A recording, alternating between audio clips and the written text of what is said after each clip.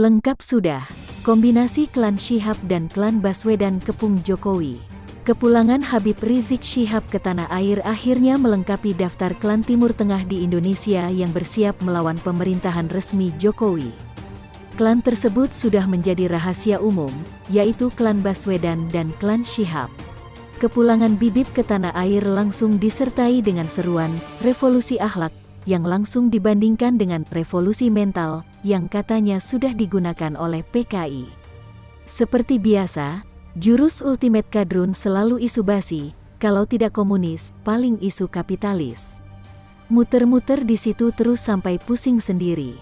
Frasa revolusi akhlak memang indah didengarkan, tapi ketika diucapkan oleh seorang yang mempunyai 9 kasus hukum dan sering menghina banyak pihak dengan mulut kotornya, kok jadi terdengar lucu ya? Berikut daftar kasus hukum yang menjerat Bibip. Kasus penistaan agama di mana Bibip mengucapkan, kalau Tuhan beranak, terus bidannya siapa? Tersangka kasus penghinaan Pancasila di mana Bibip berkata, Pancasila Soekarno ketuhanan ada di pantat. Tersangka kasus konten pornografi, yakni terkait percakapan mesum antara Rizik dengan aktivis Yayasan Solidaritas Sahabat Cendana, Firza Husein. Silakan googling sendiri dengan kata kunci 9 kasus hukum Rizik Syihab. Setelah aksi ceramah konyolnya tentang revolusi akhlak, agenda Bibip selanjutnya adalah bertemu dengan gubernur terbodoh dan tergagal sepanjang masa, sedunia akhirat Anies Baswedan. Kegagalan Anies ini pernah diungkap oleh DPRD DKI Jakarta. Berikut daftar kegagalan Anies: pembahasan anggaran terlambat, bahkan terkesan ditunda-tunda. Transparansi anggaran buruk pada saat perencanaan maupun realisasinya. Nasib dana komitmen fee Formula E 560 miliar rupiah masih belum jelas. Prioritas anggaran tidak jelas. Normalisasi Sungai Mandek selama 3 tahun. Realisasi naturalisasi sungai 0%. Realisasi program DP 0 rupiah hanya 0,26%. Pembangunan Light Rail Transit, LRT, fase 2 masih 0%. Mandeknya penyusunan perda-perda tata ruang, termasuk yang mengatur pulau-pulau reklamasi.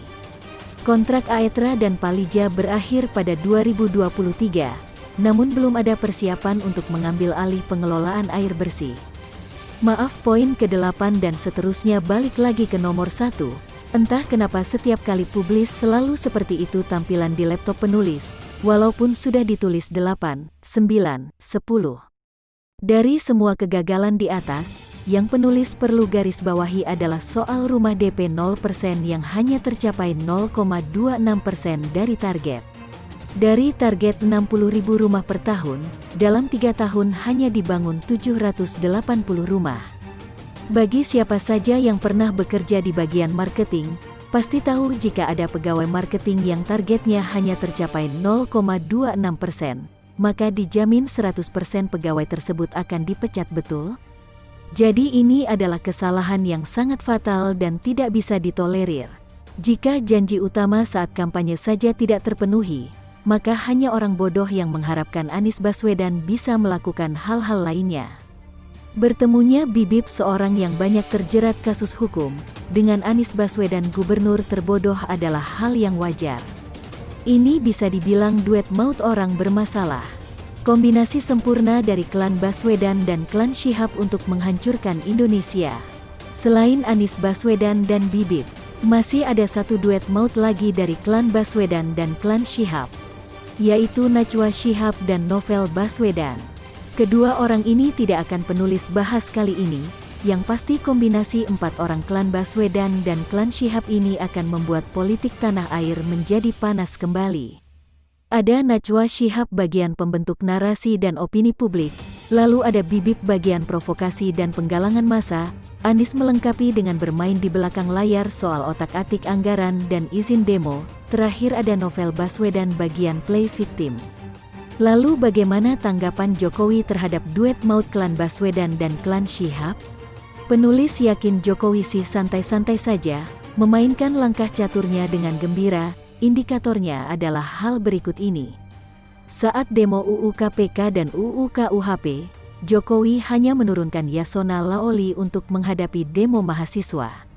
Bahkan Adian Napitupulu sebagai andalan Jokowi di pemilu baru turun tangan di menit-menit akhir. Saat demo Omnibus Law, Jokowi cukup menurunkan Mahfud MD untuk menghajar opini-opini dari oposisi. Dan tentunya kepolisian yang diturunkan untuk menangani provokator-provokator kerusuhan. Kepulangan Rizik Syihab kali ini, bahkan Jokowi tidak berkata sepatah kata pun walaupun oposisi sudah mengemis agar Jokowi memberi pidato sambutan, artinya bibip dianggap bukan level Jokowi. Tercatat Jokowi hanya turun langsung ketika demo 212 yang harus diakhiri dengan mengorbankan sahabatnya Ahok sebagai tersangka. Namun, hal ini kemudian menjadi kunci kemenangan Jokowi saat pemilu 2019, dengan menyiapkan counter taktik Pilkada DKI jika dimainkan kembali lawan politik Jokowi. Dulu, nyinyir transportasi Jakarta, sekarang Anies Baswedan bangga dapat penghargaan. Beberapa hari yang lalu, Gubernur Anies Baswedan merasa bangga karena DKI Jakarta mendapatkan penghargaan Sustainable Transport Award, STA. 2021. Alhamdulillah Jakarta terpilih sebagai kota terbaik dunia dalam Sustainable Transport Award 2021. Ini adalah pengingat bahwa kami harus terus berupaya meningkatkan layanan transportasi yang sudah ada, sehingga kenyamanan warga dalam bertransportasi terjamin, katanya. Dari pernyataan Anies Baswedan di atas, secara tidak langsung dia mengakui bahwa penghargaan yang diterima adalah terhadap layanan transportasi yang sudah ada. Jadi sebenarnya Anies Baswedan hanya menerima saja hasil jerih payah pekerjaan Gubernur DKI Jakarta sebelumnya. Gubernur DKI yang paling berjasa dalam program pembangunan Transjakarta, busway yang banyak digunakan oleh masyarakat sampai detik ini adalah Sutioso. Beliau adalah seorang gubernur Jakarta yang pernah menjabat selama 10 tahun, yaitu pada periode tahun-tahun 1997 sampai tahun 2007. Salah satu kebijakan beliau yang terus dilanjutkan hingga kini yakni pembangunan Transjakarta atau busway. MRT dan LRT mantan Gubernur DKI yang sekarang menjadi Presiden Indonesia, Presiden Jokowi, adalah orang yang berani membangun MRT setelah 30 tahun mangkrak. Bahkan duet Jokowi-Ahok adalah orang yang paling berjasa dalam membangun MRT LRT di Jakarta dalam masa kepemimpinan mereka selama ini. Negara sebesar Indonesia ini masa baru punya MRT sekarang. Itu pun putusan politiknya. Kami putuskan saat saya jadi gubernur saat itu dengan Pak Ahok, kata Jokowi. Kita juga masih ingat ketika Presiden Jokowi dan Gubernur Jakarta saat itu, Ahok terlihat sangat akrab saat meninjau proses perkembangan pembangunan MRT LRT di Jakarta.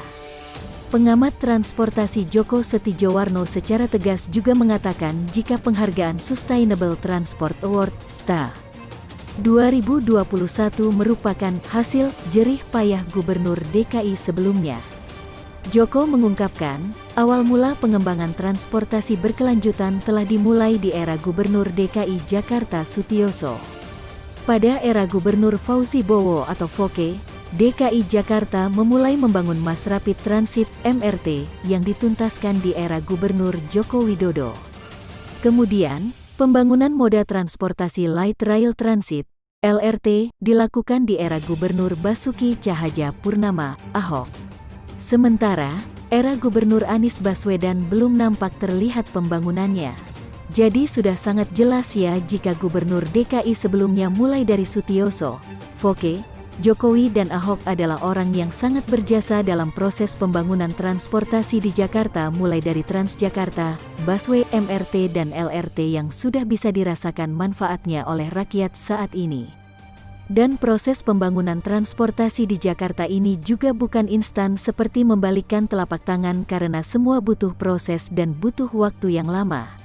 Lalu, ada yang tahu apa prestasi Anies Baswedan dalam bidang transportasi di Jakarta selama ini? Masih sangat jelas jejak digital bagaimana Anies Baswedan ngotot mau melegalkan becak di Jakarta beberapa tahun lalu. Intinya, semua transportasi seperti Transjakarta, busway, MRT dan LRT sudah dibangun oleh Gubernur DKI sebelumnya dan setelah semuanya selesai dan siap beroperasi, malah Anies Baswedan yang mendapatkan penghargaan dalam bidang transportasi. Ada juga meme yang beredar di media sosial jika prestasi Anies Baswedan adalah monumen bambu yang menghabiskan ratusan juta rupiah uang rakyat tapi hanya bertahan beberapa bulan saja. Hasil karya Anies Baswedan adalah monumen bambu, monumen peti mayat tapi malah terima penghargaan dalam hal transportasi. Lalu, mana buktinya jika Anies Baswedan nyinyir terhadap transportasi di Jakarta? Anies Baswedan dulu menyalahkan program infrastruktur pembangunan transportasi MRT, LRT dengan dalih menyebabkan banjir, sekarang malah bangga mendapatkan penghargaan dalam hal transportasi. Aneh tapi nyata, ternyata ada ya orang seperti itu. Jadi sudah paham wataknya. Akhir kata, silahkan rakyat Indonesia khususnya rakyat Jakarta untuk menilai sendiri siapa sebenarnya yang sudah berjasa dalam hal pembangunan infrastruktur transportasi di Jakarta dan siapa yang hanya sebatas menerima penghargaan saja.